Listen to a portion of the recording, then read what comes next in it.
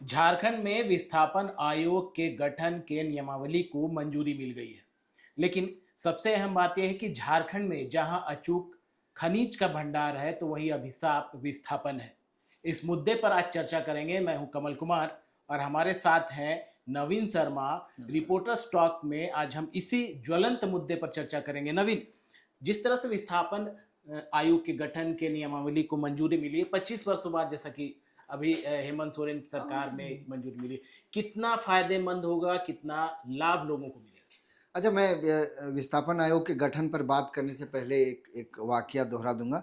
अभी कुछ दिन पहले जब विधानसभा का जो पूरक मानसून सत्र था, पूरक मानसून सत्र के दौरान जयराम महतो प्राइवेट बिल के माध्यम से विस्थापन आयोग को लेकर एक सवाल सदन में ले आए। मैं सदन में मौजूद था उस वक्त जब वो पूरा मामला चल रहा था, और अचानक से दीपक बिरुआ और जयराम महतो के बीच बहुत जोर बातचीत हुई। बातचीत का ये सिलसिला था कि कई बार विधानसभा अध्यक्ष ने बकायदा उन्हें चुप रहने को कहा, और उन्होंने कहा कि आप जबरदस्ती नहीं कर सकते हैं। लेकिन इसके बावजूद भी जयराम महतो ने कहा कि पिछले सत्र में जब ये सवाल पूछा गया था, उस समय बड़का गांव के बीजेपी जो विधायक है रोशन लाल, उन्होंने जब ये मुद्दा उठाया था, मेरा भी विस्थापन का मामला था, सरकार ने कहा था 90 दिनों के अंदर कर देंगे।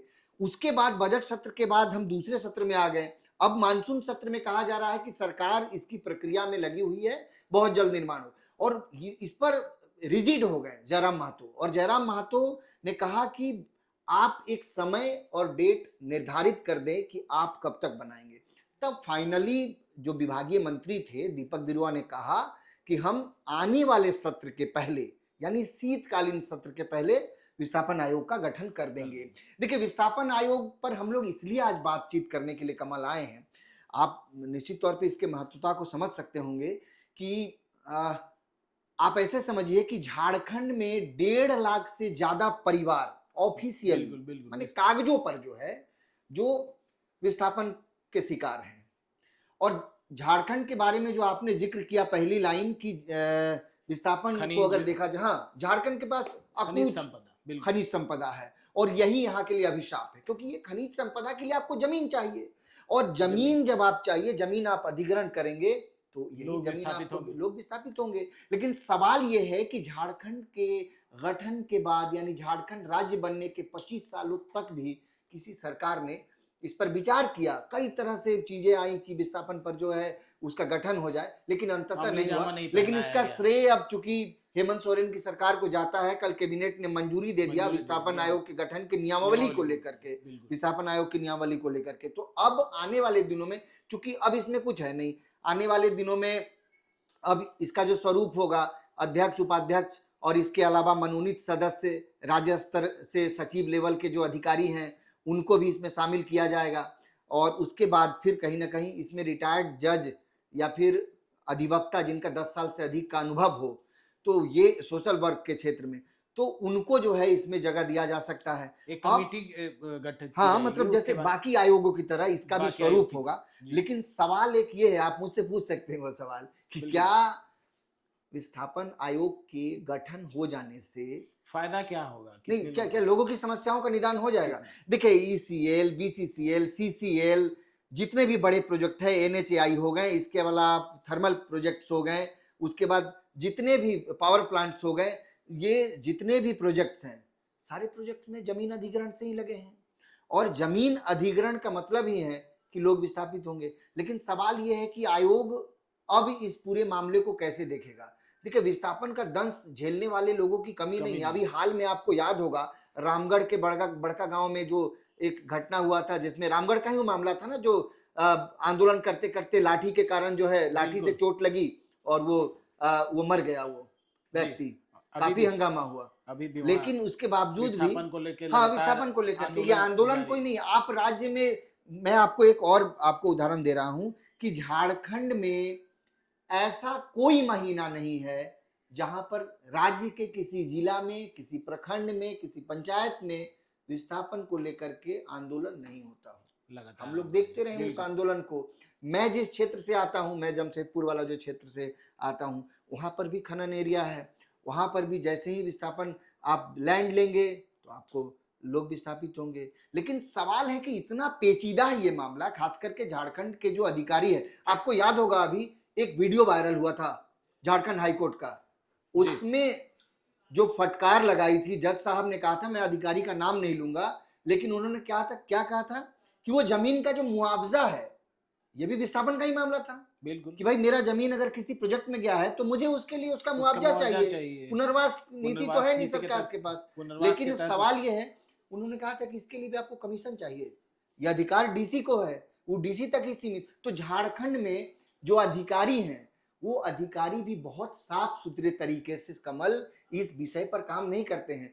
ये विस्थापन आयोग का गठन नहीं हुआ, हो सकता है हम लोग मान ले कि विस्थापन आयोग का गठन नहीं हुआ इसलिए 1.5 लाख से ज्यादा परिवार जो है इसका दंश झेल रहे हैं, ठीक है। लेकिन इस जो एक कागजी तौर पर 1.5 लाख, लेकिन ऐसे लगता है कि उससे ज्यादा आंकड़ा हो, कहीं ज्यादा आंकड़ा हो। नहीं, एकदम आपको मैं बता रहा हूं कि आप अगर कागजों पर जाएंगे तो आप 1.5 लाख या 1.5 लाख से ज्यादा का आंकड़ा, 1,57,000 के आसपास का आंकड़ा दे सकते हैं। लेकिन आप वैसे लोग जिनका ना कोई कागज है, ना कोई खतियान है, उनका जमीन चला गया, कंपनी ने उनका जमीन ले लिया, पुनर्वास, उनके पास कोई कागज नहीं है, ना कोई पुनर्वास नीति थी सरकार के पास नहीं। लेकिन सवाल यह है कि विस्थापन आयोग के गठन के बाद क्या ये जो पेचीदा मामला है ये क्या सामान्य हो पाएगा? देखिए, मैं इसलिए इस बात पर जोर दे रहा हूं कि अगर आयोग का गठन होगा भी तो आयोग को बहुत जिम्मेदारी के साथ काम करना होगा।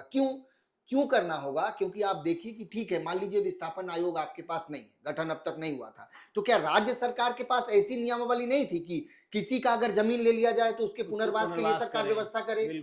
पुनर्वास की नीति है, इसके बावजूद भी पुनर्वास की व्यवस्था नहीं की गई। व्यवस्था की गई, जमीन लिया गया, मुआवजा के लिए 20-20 सालों से लोग परेशान है। मेरे बगल में वो चांडिल डैम का जो क्षेत्र में बात कर रहा हूँ, चांडिल डैम, उसके मुआवजा आज तक हमको लगता है 40 साल हो गए, 40 साल नहीं, माफ कीजिएगा, चांडिल डैम को बने हुए, मैं एग्जैक्ट डेट में याद, लेकिन झारखंड अब तक दंश झेल रहे हैं, झारखंड विस्थापित हैं लोग, हम लोग झारखंड से ही जोड़ लेते हैं, झारखंड के 25 साल हो गए, लेकिन 25 साल से ज्यादा का वक्त हो गया, लेकिन आज तक वहां के पुनर्वासों को 100% जो है मुआवजा राशि नहीं मिला, उनकी पुनर्वास नहीं। राजधानी रांची में भी ये स्थिति रही, एचईसी को लेकर के जो, हाँ, एचईसी का देखिए, अभी देखिए एचईसी में जो जमीन एचईसी ने लिया था यहाँ के रैयतों से, उस एचईसी की जमीन पर जो है स्मार्ट सिटी बनाया गया।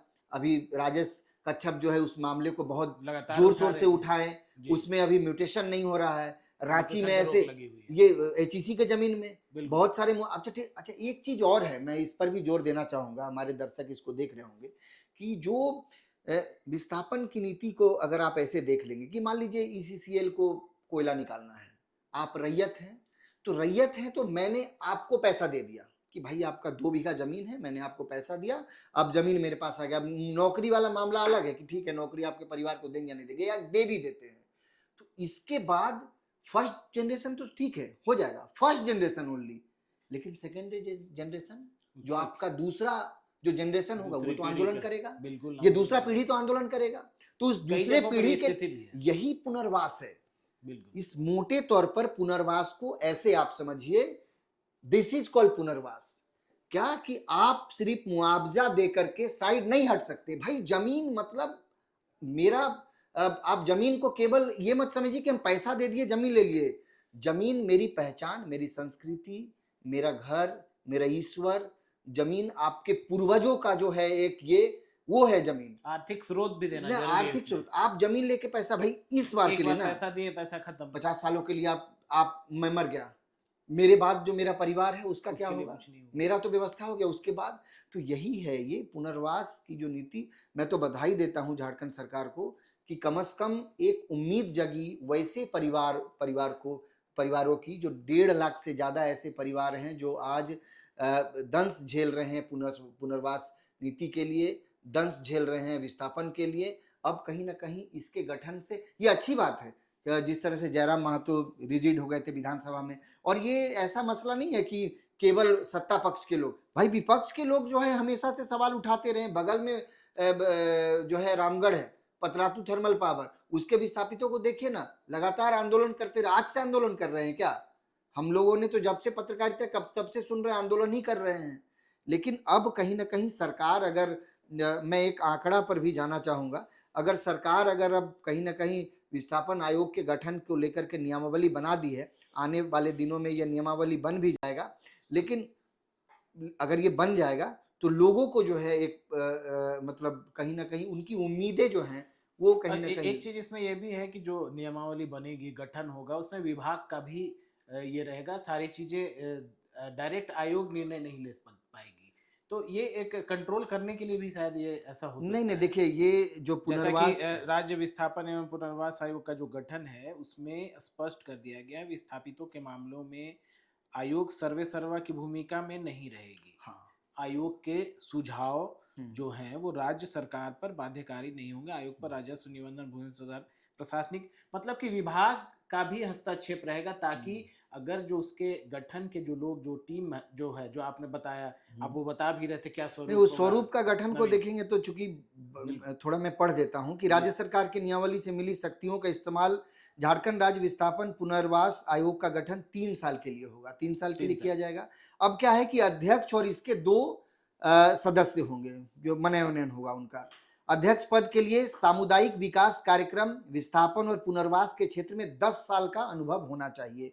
2 सदस्य प्रशासनिक अनुभव रखने वाले होंगे और साथ ही संयुक्त सचिव स्तर के अधिकारी, सेवानिवृत्त जिला एवं सत्र न्यायाधीश या 10 वर्ष के कार्य अनुभव वाले अधिवक्ता होंगे। तो यानी कानूनी रूप से एक मजबूत व्यक्ति जिनको समझ हो वैसे लोगों के भी लाने का प्रावधान किया गया है। इसके अलावा 3 निमंत्रित सदस्य होंगे, निमंत्रित सदस्य वो अवैतनिक होंगे, वो वेतन पर नहीं होगा, वेतन भत्ता नहीं होगा, अवैतनिक होंगे। इसके अलावा पुनर्वास प्रभावित जिला के उपायुक्त, जो जिले हैं हम लोग अगर जिक्र करेंगे, धनबाद हो गया, रामगढ़ हो गया, हजारीबाग हो गया, बोकारो हो गया, जमशेदपुर हो गया, तो लगभग झारखंड के सभी जिले जो हैं वो वहां पर तो विस्थापन का मामला है ही, तो वहां के जो है जीप अध्यक्ष हो गए, पुनर्वास प्रभावित प्रखंडों के प्रमुख हो गए, ग्राम प्रधान मानकी मुंडा को भी इसमें जो है रखा जाएगा, वो भी सदस्य होंगे।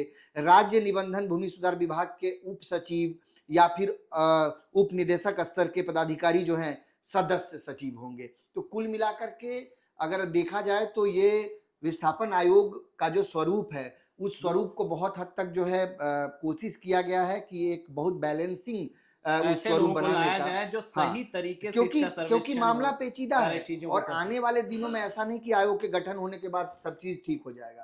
तो बहुत चाहिए कि बहुत संजीदगी से इस विषय को, क्योंकि ये मुझे लगता है कि ये एक बहुत भावनात्मक विषय भी है। जमीन दे देंगे, जान नहीं देंगे, तो आप समझ सकते हैं कि झारखंड में बहुत गंभीरता से देखिए, छत्तीसगढ़ झारखंड के साथ अलग हुआ था। मैं थोड़ा विषय से विषयांतर होना चाह रहा था, हालांकि मैं जोड़ इसी से रहा हूं कि छत्तीसगढ़ के साथ झारखंड अलग हुआ, उत्तराखंड अलग हुआ, तीनों राज्य अलग हुए। आज आप देखिए छत्तीसगढ़ का ग्राफ विकास का कहाँ, डेवलपमेंट सबसे ज्यादा ठीक है, आप उत्तराखंड का देखिए, ठीक है, उत्तराखंड का और बात है भाई, पहाड़ों में इतने विकास हुए कि आज त्रासदी भी हो रही उत्तराखंड में। छत्तीसगढ़ का विकास मॉडल को देखिए कि छत्तीसगढ़ बहुत तेजी से वहां का इंफ्रास्ट्रक्चर डेवलप किया, लेकिन झारखंड के परिप्रेक्ष्य में वो चीज हम लोग नहीं पाते हैं। आश्चर्य लगता है कि झारखंड 25 सालों में भी अपने उस स्वरूप को प्राप्त नहीं कर पाया जिस स्वरूप को रायपुर जैसे शहरों ने प्राप्त कर लिया, रांची जस के तस है। तो वैसे स्थिति में देखेंगे ऐसा क्यों हुआ, क्योंकि कारण है जमीन को लेकर के जो एक स्पष्ट नीति है वो छत्तीसगढ़ के पास थी, लेकिन झारखंड के पास नहीं है। जमीन देंगे, जान दे देंगे, जमीन नहीं देंगे। तो ये जो कंसेप्ट है, जमीन जो है पूर्ण रूप से बहुत भावनात्मक मसला है, जुड़ाव लोगों का रहता है। सरकार को चाहिए, सरकार को तो कोयला निकालना ही है, अभ्रक निकालना ही है, तांबा निकालना ही है, लोहा निकालना ही है, वो तो खोदेंगे, लेकिन भाई रैयत कहाँ जाएंगे? जो रैयत है उनका जमीन का जो रेट है कौन निर्धारित करता है? भाई सरकार, रैयतों के जमीन का दर कौन करता है? सरकार, वन विभाग। जो रैयत का जमीन है, मान लीजिए वहाँ वन विभाग, वन का क्षेत्र है, वहाँ पर रैयतों का जमीन है, सरकार है, आपको पैसा दे दिया, आपका पहला जनरेशन खुशी खुशी अपना जीवन जी लिया, उसके बाद के जनरेशन जो है वो सड़क पे आ गए। सबसे बड़ा तो कुल मिलाकर मुझे लगता है, हम लोग आज इस पर इसलिए बात कर रहे थे कि बहुत सारे लोगों को नहीं पता होगा। तो निश्चित तौर पे जो भी लोग हमारी शो को देख रहे होंगे, बहुत सारे आम लोग, बहुत सारे गांव घर के लोग भी देख रहे होंगे, तो ये है कि अब बहुत हद तक आप उन परिवारों के लिए जो आज विस्थापन के कारण जो है दंश झेल रहे हैं, मुझे उनके लगता है कि बहुत हद तक उनकी समस्याओं का एक निदान अब हो सकेगा, क्योंकि अब स्वरूप होगा सरकार के पास। बिल्कुल। तो कहीं न कहीं ये बात सही है, नवीन ने बड़ी प्रमुखता से सारी चीज़ों को गंभीरता से सामने रखा, ख़ास करके विस्थापन का दंश जो झेल रहे हैं, और विस्थापन आयोग के गठन से कहीं न कहीं एक रास्ता खुलेगा, जो लोग विस्थापित हैं, उन्हें न्याय मिलेगा। अगले एपिसोड में और कुछ मामलों को लेकर हम आएँगे, फिलहाल रिपोर्टर्स टॉक में इतना ही। नमस्कार।